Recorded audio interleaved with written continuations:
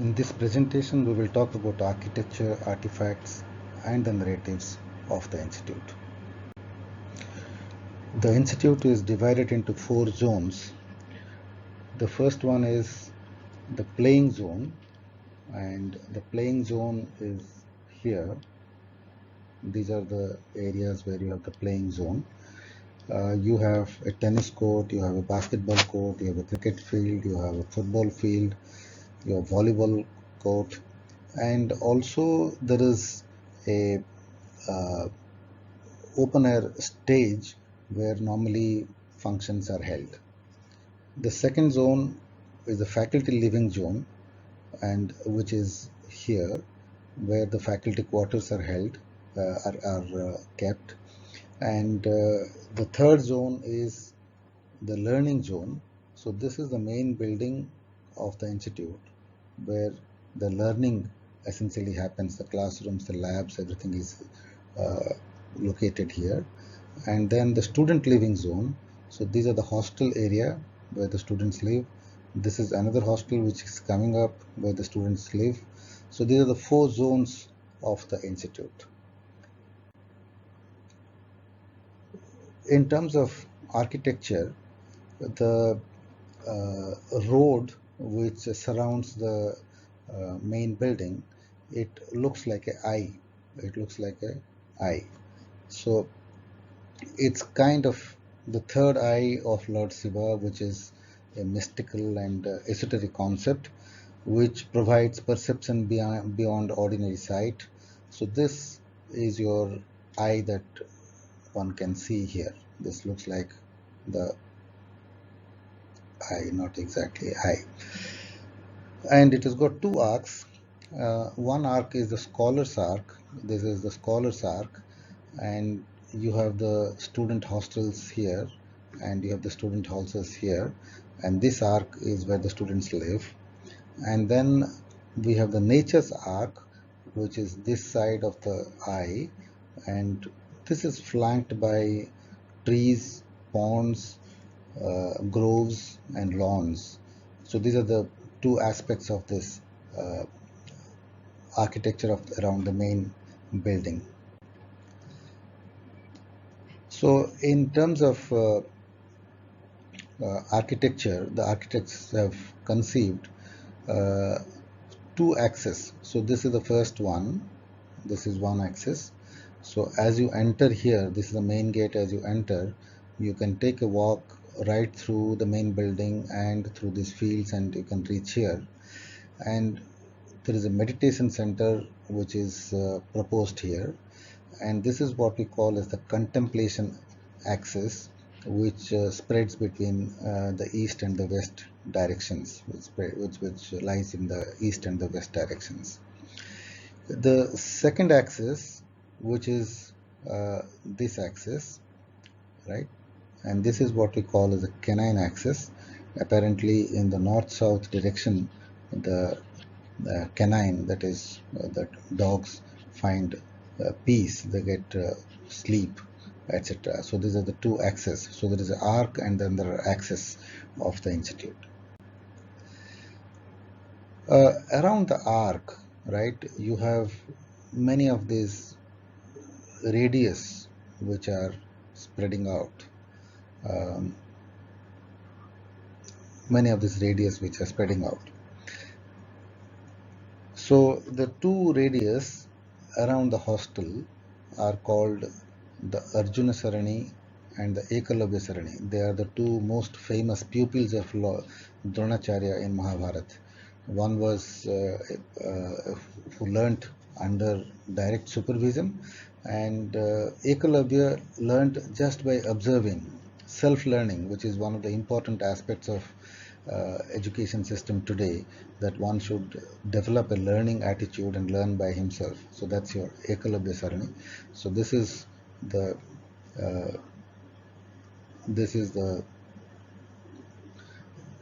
Arjuna Sarani, and this is the Ekalavya Sarani. And then around the living quarters, right, which are located somewhere here, this is what we call the Dronacharya Sarani, which is where the teachers and the faculty members they live there. And Vijay Sarani is as you enter and you exit. So you come for um, glory, gaining something, and when you do that, you have Vijay, you gained that, and that's called the Vijay Sarani. And then you have the Chanakya Sarani, which is about it leads you to the tech market, and it is also around a place where probably in future we will start courses relating to business. And so this is called the Chanakya Sarani. So there are students, there are teachers, and there are uh, the Sarani for glory, and then we have the Sarani for Arthasastra, that's Chanakya Sarani. So as you enter the institute, you come across this infinite pond, and this pond, it's a symbol of infinite. It looks like this. It looks like this. It's a symbol of, there are two parts to this. You know, this is one, and this is another one that you see. It looks like infinite. It also looks like a kalas. There are people, when we said, what does it look like? It looks like a kalas, a holy urn, which is a symbol of religious symbols in many religions. You have a kalas, which is a holy one. And it's also a symbol of two zeros, right? So there is one zero here and there is another zero here.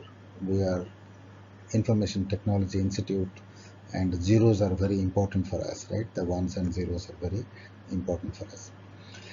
And this is home to variety of fish and aqua plants. If you ever visit the campus, please visit this and provide some feeds to the fish which are living here. There is this contemplation center which is proposed, right, which is not yet ready, but it will be constructed soon. And it's a meditation center, as they have said, and you can go and enjoy the nature and the water and have a peace of mind for this. So it's to meditate, it's for introspection, and it is for contemplation. So that's where you go. So there is this lane from the main building to from main entrance to the hostel, and along this we have planted orchards and groves and various types. So you have the mangroves, mango trees, we have the guava trees, we have the sapota trees, and you have the jackfruit trees. So um, not only will they provide shade, but also they will provide a little feed for for the students and the staff, provided the monkeys don't finish them before you take it. And also along this road, uh, we have medicinal uh, plants like tulsi and things like that. So there's a lot of medicinal plants are planted here. There is in this area somewhere, probably here, yeah, uh, there is a massive bamboo tree. There are two or three massive bamboo trees.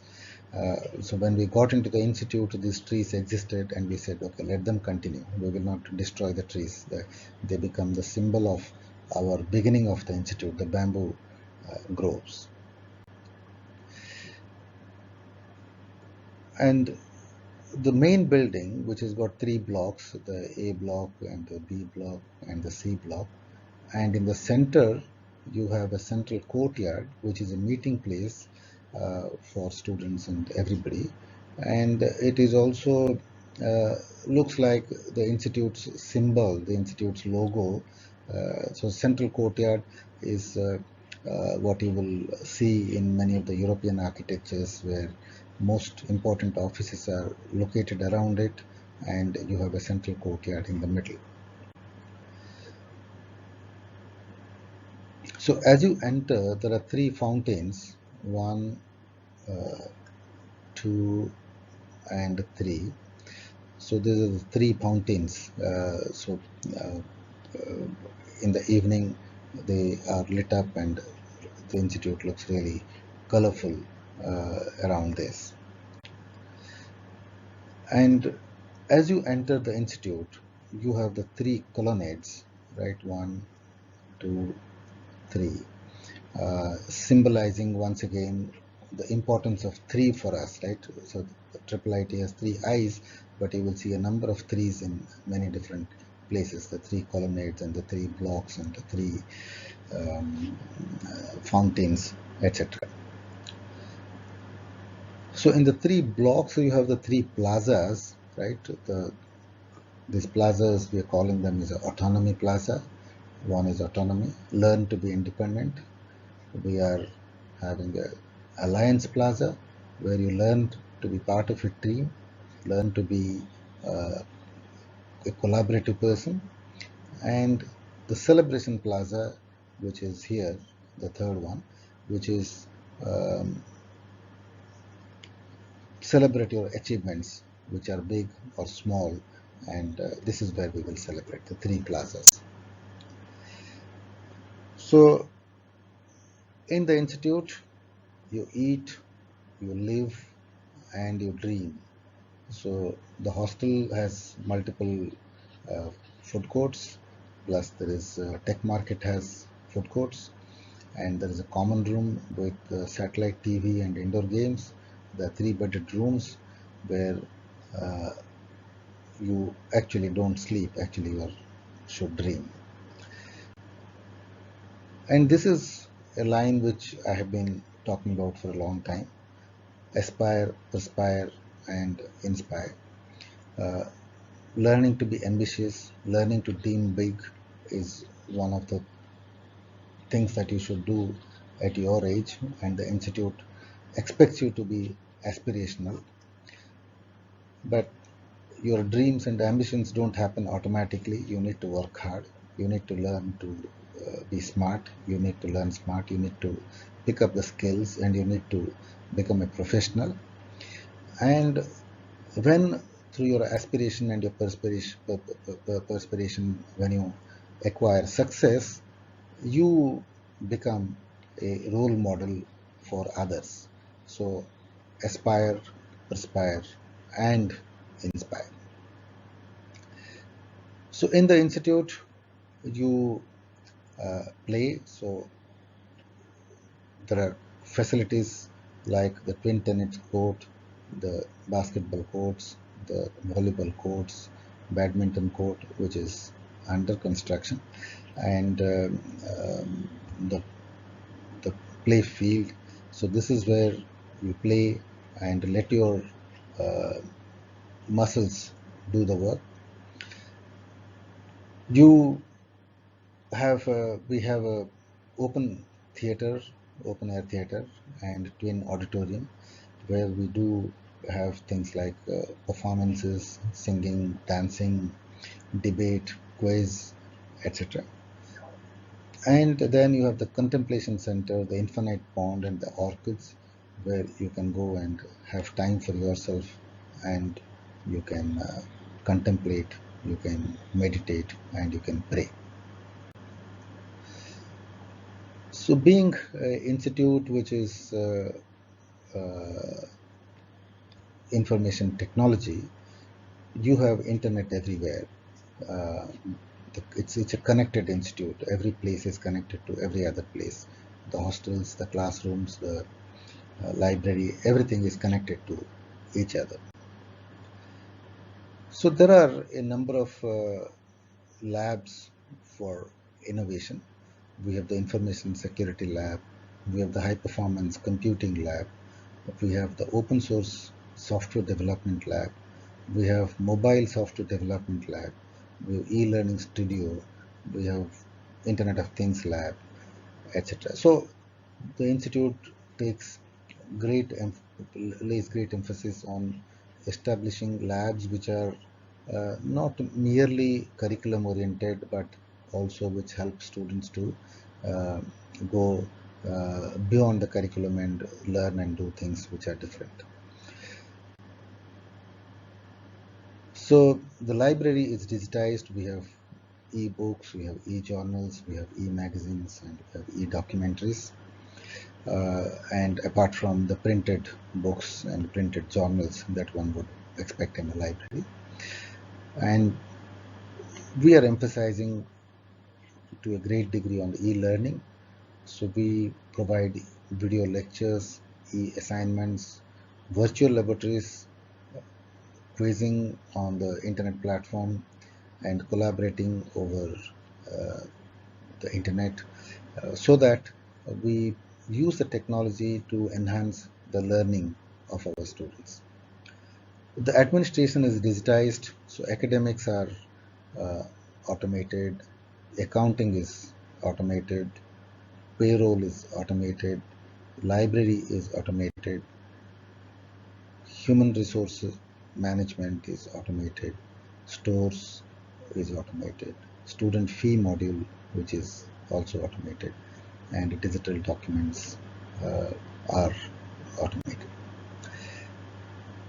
So this is the faculty house which is under construction as of now. Up to 6 stories are ready. It's a 9-story building. Another 3 stories will be completed by end of this year. And faculty wants to stay on the campus. It will actually be a truly residential campus. We have a guest house which is under construction. This will have 40 rooms, 40 guest rooms, and then there is a training center, and where training for the corporates and other people will happen soon. This is also expected to be completed by end of this year. And there we are, IIIT Bhubaneswar, imagine, innovate, and inspire.